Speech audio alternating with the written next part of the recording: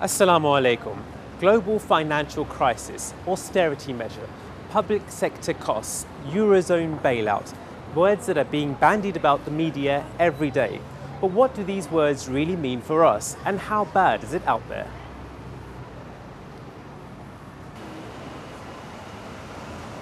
We're experiencing the worst financial crisis since the 1930s, with food and petrol prices increasing on a daily basis. People in the developed world are losing their jobs and homes, and there is an increase in public sector debt.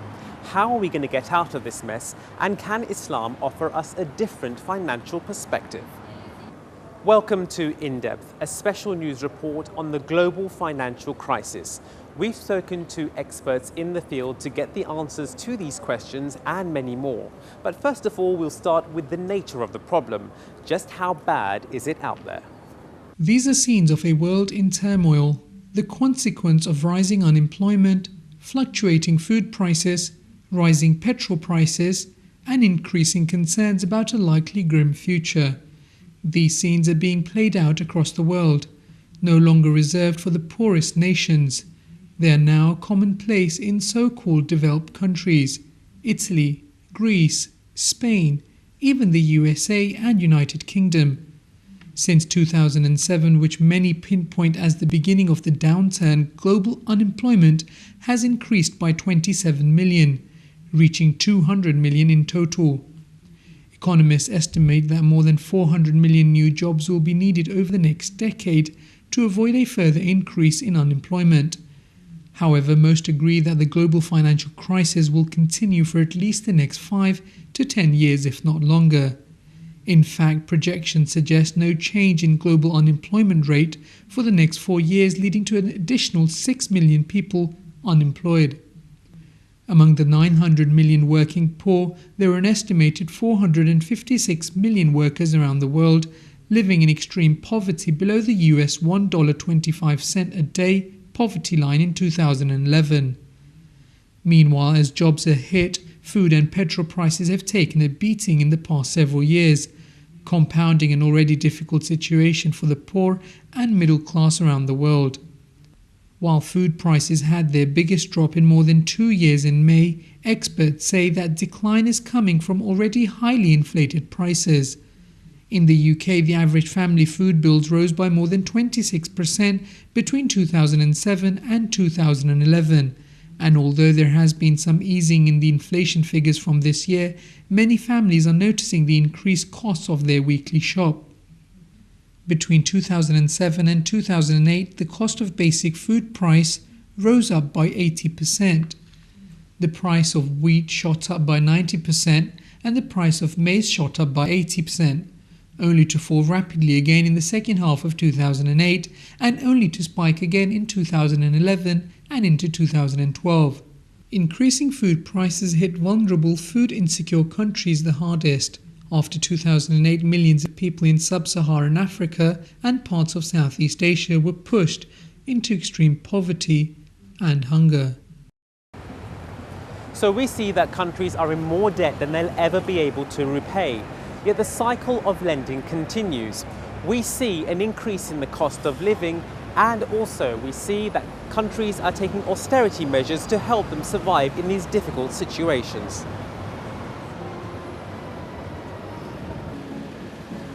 So just how did we get into this mess, and why wasn't it dealt with earlier? To answer these questions and help us understand how the situation developed, Ahmed Salah met up with John Moulton, a British venture capitalist. And what do you see as the roots of the problem? Do you see it primarily as a debt issue and an over-leverage issue? At a very first approximation, that we were living with too much debt at a consumer level, at a company level, and at a country level. The bizarre thing is, of course, that the solution to this has been to allow more debt to roll up since. And is that part of the issue we're now facing? And one of the questions I know people are asking is the money that's being used, for example, to potentially bail out Greece now, where is that money coming from? It's a more philosophical question than anything else you're likely to answer me. The money is, of course, coming from being created by assorted European entities. But and it's a printing press which is they're hitting the print button. It gets into the land of the fairy tale. You have Ireland and Portugal helping to bail out Greece, and Greece helping to bail out Ireland and Portugal, all through some something or other, which keeps changing its name and its size, which just provides, it appears, limitless supplies of capital. The central banks now seem to be given the power to solve everything. So central banks across Europe are something like 4 times the size of 6 years ago in terms of their balance sheets. Interest rates are driven down to incredibly low levels. Everything's done to avoid letting the consequences of that original over-leveraging to actually be felt for the protection of politicians. But why aren't the banks putting the pressure on the companies? They don't need to. They have a limitless supply of essentially free money from the European Central Bank, now under the new 3-year long-term funding arrangements. Very cheap, very easy. They have politics which say if you start putting companies into bankruptcy, you'll make the bankers even less popular. Accounting, which enables the bankers to maintain the full value of their loans, even when the company manifestly isn't worth the loans. They have to actually not make a payment nowadays to be forced to make a provision. And there's a very interesting point I heard you made in an interview a couple of days ago about us actually taking away from our children. And we're fooling ourselves and believing we're going to come to the end of this problem. We're actually saddling our children with a massive, massive problem at every level. The morality of what's going on at the moment is very dubious. Let's just take the UK for a second. We spend £5 at government level for every £4 of government income. The £1 doesn't vanish, it goes into debt. That debt, there are 3 things that can happen to it. 1, you can service it, pay the interest, pay the principal. The economy will grow slower in the future from servicing the old debt. Or you can let inflation out the bag and let the debt be wiped out. Very immoral sort of activity, and if inflation gets to a high level, something which gives chaos in economies and will result in lower growth into the future. And the third thing you can do is default on the debt. That's it. There are no alternatives to deal with debt. In short summary, we are living better today at the expense of those who follow us, our children. That's what running a deficit really means. Nobody's comfortable with this. When you make this point to an audience goes stationary, sits quietly and doesn't move. It's like going to a cathedral. People don't like the Marathi. There are other bad bits about the Marathi.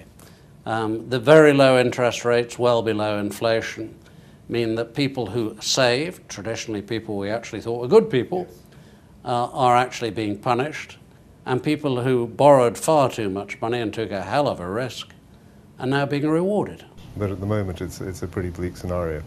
And of course we have this wonderful issue where the politicians are constantly blaming the banks, and they've whipped the media up into this frenzy and pointed all the fingers at the banks. And I'm not defending the banks, but the banks at the end of the day were given a free rein and encouraged by the politicians to create these debt bubbles, to give mortgages to people who should never have had mortgages. It's really nice to live in a bubble when it's going up. So house prices rising, everybody feels they're richer, everybody's making money out of things being churned over, and everybody's getting better and better. But it's just unsustainable when it's funded entirely by debt. And that's exactly the problem we now have to go through. So what do we need to see? A 25% reduction in the state, as you say? Or? It's certainly 20%. To get from 50 to 40, it's a 20% reduction. And people's standards of living would go down in the short term if they're employed by the public sector. People would move jobs from the public sector to the private sector. This has been done in a very few economies, most notably in Europe, Estonia.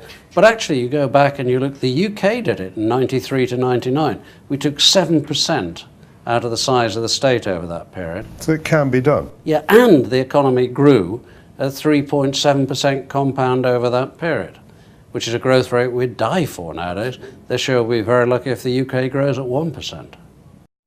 And so the solutions, either we take the pain, which politicians would never allow, or will they be forced to actually cause? Well, actually it's quite straightforward. Would you like to take an unpleasant amount of pain in the short term? Or would you be prepared to take a great deal more pain in the future? Quite a stark solution. Those are the only solutions. The likelihood of us blundering through, finding a complete new economic system which takes us out the other side, It's not going to happen. And your own personal view on which one it'll be? oh, we'll wait till something horrible happens, then the response. I can't see, there's no political leadership anywhere visible in Western Europe that's interested in anything but the short term. And this story is replicated across the developed world. It's not something that's unique. Overwhelmingly in the Western world, much less so in the rest of the globe. And there are bits of the Western world where it isn't so bad: Norway, Switzerland, Estonia. But what about Africa? What's the economic situation there? Here's Dr. Wasim Khan. I mean, if you look at Africa as a country, I mean, it's 53 countries in Africa. It's close to 1 billion people. And Africa's economic growth over the last 5-6 years has been quite significant. Some of the countries are growing at a rate. For example, Ghana is currently poised to grow at a rate of about 11.5% this year. Ethiopia is poised to grow at a similar rate, which is rivaling the economic growth rates of China, for example. Some of the other countries are growing at a rate of 6-7%. Now, the global economic financial crisis has affected these countries, but not to the extent that it has affected, say, the other Western countries, right? Even less than it has affected the Asian countries. It's true that Africa is starting from a very low base, but nevertheless, the global political stability, if you take the Arab Spring out for a moment, but the political stability that you've seen in many countries in Africa that has been there now and continues to grow over the last 8 to 10 years, that has really supported the economic growth in these countries. And so Africa is now becoming a focus for investors to invest in different things. China is already all over Africa building roads, bridges, and so on and so forth. So infrastructure is being taken over by the Chinese. They're all over the place, no matter where you go. The headquarters for the African Union in Addis Ababa was recently inaugurated. It was built by the Chinese. The original price of the building was $300 million and was supposed to be completed in a matter of 4 years. The Chinese completed it in 2.5 years at the cost of $200 million. So the Chinese are very progressive in Africa. A lot of people say they are after the resources in Africa. Yes and no, but nevertheless, they are aiding the development of Africa at this stage. So I think that personally, the impact of the global economic crisis on Africa is much less than it is elsewhere. Africa is something that we should need to perhaps take a look at, both from an investment point of view, from a stability point of view, and also from an Islamic point of view, because if you look at some of the larger nations in Africa, like Nigeria, which is 155 million people, half of them Muslims. You take a look at Ethiopia, 82 million people, 60% Muslims. And you look at some of the other countries, be in the Maghreb area, in North Africa, there is a significant opportunity there to bring in Islamic finance.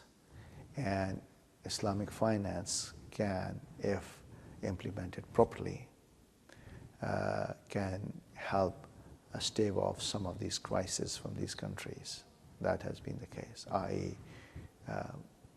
lower levels of debt, lower borrowing, more entrepreneurial economic activity, and basically the opportunity in almost every walk of life to be exploited. So the picture looks grim. We've talked about the corporates, but what can you and I do at a personal level to help cope with the toughening of this worsening financial crisis? And what can Islam offer in this situation? I think a couple of things that they could do are basically essentially, A, if they have any outstanding debt, reduce the amount of debt to the extent that they can without taking undue burden. The second thing is not to take any additional debt, because at this stage, the way the economy is going further into recession, people are not sure whether they'll have a job tomorrow or not. And in the incidence of not having a job, trying to pay off existing debts or debts that have been taken on new, i.e. loans, is going to be very difficult. So I would say that individuals should not take on any new loans and try to pay off existing loans to the extent possible. What does Islam tell us about economic systems? The Islamic economic model basically preaches several things, but first and foremost is equity and justice. It's legal justice, social justice, and economic justice. And this is something that Hazur Ayatollah ibn Aziz has said many times in speeches and sermons, that unless there is justice and equity in the world would continue to face crises of different kinds. So until this equity and justice globally is restored, we will continue to have these issues. The second element is debt. And Islam abhors debt and interest rates. Interest, which is called riba in Islam. It's precisely for the reason and the consequences that we see currently that Islam does not like, and Islam prohibits debt, because when people borrow beyond their means, they're unable to pay, and interest continues to pile up on top of that. You have an element of what you call as usury. And the usurious impact of debt can be very significant for individuals, families, and nations. We have seen this time in and out in the crisis, that's Latin American credit crisis of the 70s and 80s, the Mexican crisis of 1994. We have seen this in the case of other countries that have piled up. And of course now, Greece, Portugal, even Ireland to some extent, Spain and Italy. When people borrow a lot of money, they are unable to pay because economic conditions do not allow them to earn as much and pay back, and the interest continues to pile, then you see that recessionary winds facing the country and the nations. So that's where the issue is. In Islam, there's something called debt forgiveness. Islam prohibits debt for the lending for the sake of lending, but lending for the sake of generating economic activity is allowed. And that's what you call as entrepreneurship. So the rules for lending and for borrowing in Islam are very clear. A borrower can borrow as long as it is used in economic activity to generate wealth, not only for the borrower, but for the society at large. And we have to remember that society at large is a very important element of Islam. Because Islam says that the resources that are available to individuals in this world are them to exploit, not for their own self, but for their fellow human beings as well, the society at large. But everything in this world belongs to Allah subhanahu wa ta'ala. Our actions in terms of helping other human beings will determine the rewards in life hereafter. So therefore, any borrowing or lending that could be done and without interest has to be done on a profit and loss sharing basis in Islam. And when that is the case, that if there's a loss, then both the entrepreneur, i.e. the financier or Rabbul Mal, and the worker will have to suffer the loss, share the loss, and so share the profits. Therefore, they will be very diligent upon embarking on the project or the business that they take. Islamic economics or the Islamic financial model cannot eliminate crisis. It can significantly reduce the incidence of these crises. Rather than walking hand in hand with the most destitute in society and raising the standards of living for all, we have widened the gap between the haves and the have-nots. Islam's answer would restore equity and justice for all people. The concept of debt forgiveness, the prohibition of interest, and the wanton acquisition of wealth irrespective of one's needs helps to lay the foundations for a just society for all people.